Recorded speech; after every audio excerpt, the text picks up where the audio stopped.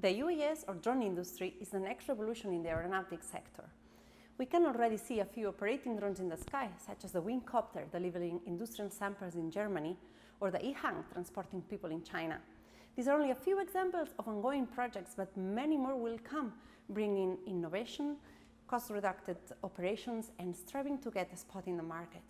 In this scenario, aviation authorities like EASA in Europe have been developing the necessary regulations to allow the safe operation of the unmanned aircraft systems, with an approach focused on adapting the requirements to each operation type. Stay with us and listen to one of our UAS experts, Quim Martínez, who will clarify some of the existing regulations in Europe, with special emphasis in the scenarios where it is necessary to certify the aircraft. Hi everyone. Some of you may know the existing regulation in Europe splits the UAS operations in the open, specific and certified categories. However, not all drones need to be certified in order to operate or even receive permission to fly. Operations in the open category do not need to receive any operational authorization or to declare any operation at all, as long as the operation fulfills a series of requirements and it is performed with a drone mark with a class C lower or equal than C4, it's fine. These requirements include that there shall not be any uninvolved person in the operation, that it is prohibited to fly over assemblies of people, that the drone can't carry dangerous goods or drop any material, and that the operation shall always be in VLOS except in follow me mode, and if an unmanned aircraft observer is used. It is not necessary to certify any drone which does not overstep these limitations, as it therefore operates in the open category. However, in the specific operations, we do find drones that require certification. And for certified operations, the name itself indicates that for sure we will have to certify them. But let's focus on the specific operations first. When should our drone be certified?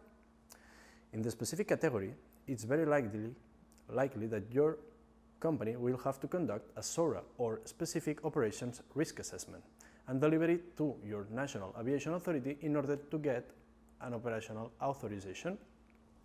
The most important thing there is the definition of your concept of operations, or CONOPS, which will determine the ground risk and the air risk of your operation, which will in turn define the SAIL, or the Specific Assurance and Integrity Level. There are multiple areas to be covered in the CONOPS, some of them related to the structure and organization of the operators itself, and some related to the operation. It is necessary to define whether the operation is carried out in VLOS or in BVLOS, which are the dimensions of the aircraft, the kinetic energy, which is the population density to be overflown, the operating altitudes, if there's any part of the operation which is automated or autonomous, and many more. In the easy access rules published by EASA, there's a template with all the information that should be filled. As I was saying, we define the CONOPS, we get the ground risk and the air risk, and we determine the SAIL. The SAIL goes from 1 to 6, and it is the indication of the risk of your operation. 1 and 2 are low risk, 3 and 4 are medium risk, and 5 and 6 are high risk. After the SAIL determination, there is a list of operational safety objectives, or OSOs, which you have to demonstrate in order to receive the operational authorization, and depending on the SAIL, you'll have to achieve a lower or higher level of robustness.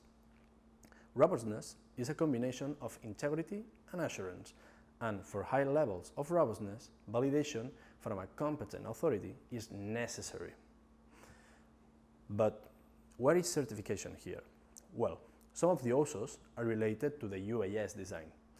If the operation is SAIL 3 or 4, the National Aviation Authority of your country could accept your declaration stating that your unmanned aircraft complies with all the OSOs. However, if anything happened to your UAS, it would be the responsibility of that country, and therefore this is an undesirable situation for them.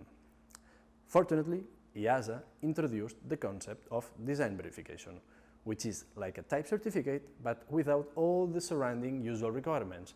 This is no DOA, no POA, no maintenance required. The main difference is design verification is for Sale 3 and 4, where the scope of the verification of compliance with the design can be either the full design of the UAS, the mitigation means linked with the design, or just the enhancement containment function, versus the type certificate that applies to Sale 5 and 6 and also requires the application of product organization and continuing airworthiness regulations. Regarding the basis of the design verification, the Special Conditions Light UAS or Special Conditions Light Unmanned Aircraft Systems should be considered, but of course there can be adaptations to this SC if any of the requirements is not met. For example, if the maximum takeoff mass is higher than 600 kilograms. For the Sale 5 and the Sale 6, new special conditions are being developed and will be released soon, but we don't have anything yet. Finally, the regulations for the certified category are currently under development. For vertical takeoff and landing transport systems, the special conditions of VTOL and their means of compliance are already published. The SC VTOL has mainly been developed following the CS23 with contributions from the CS25, 27 and 29 and considers two categories, basic and enhanced.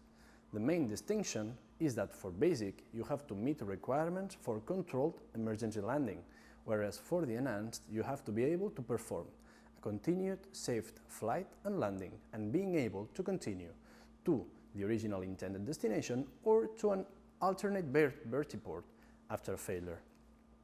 Finally, and from the safety side, there are three subcategories inside the basic category, which differ from each other on the number of passengers that they can transport.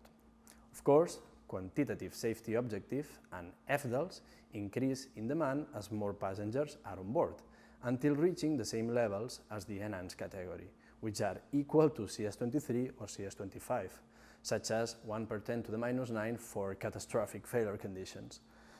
I hope this information has been useful to all of you, and please, if you have any questions, contact me at Quim Martínez at DMD Solutions or leave a message below. Thank you for your attention.